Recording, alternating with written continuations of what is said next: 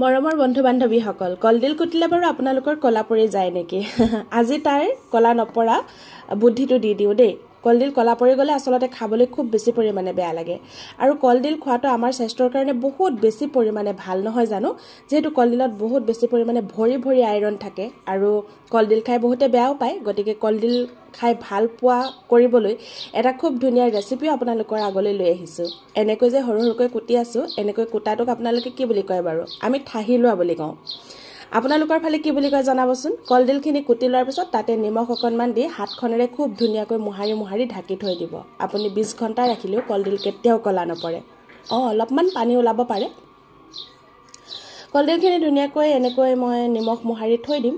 আৰু বগা পৰি থাকিলেহে খাবলৈ ভাল লাগিব নে কি কয় এতিয়া তেল গৰমাই ললো তাতে তেজপাত দিছো হৰু হৰুকৈ কুটি লোৱা পিয়াজ নহৰু আদা থেতেলিয়াই লোৱা দি পেলাই ৰঙা পৰালৈ ভাজিছো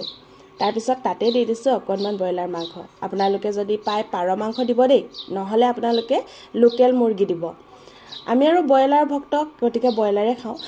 আৰু হেখিনি খুব ধুনীয়াকৈ ভাজি মাংসখিনি ৰঙা পৰালৈ ভাজি ললো তাৰ পিছত তাতে দি দিছো চাওক কলডিলৰ কালাৰ অকণোৱে কলা পৰা নাই কেনেকুৱা লাগিলা বাৰু বুদ্ধিটো একেবাৰে সহজ নহয় নে যদি ভাল লাগে আপোনাৰ প্ৰফাইলত শ্বেয়াৰ কৰি থৈ দিব আৰু কলডিল ৰান্ধি খাব ধন্যবাদ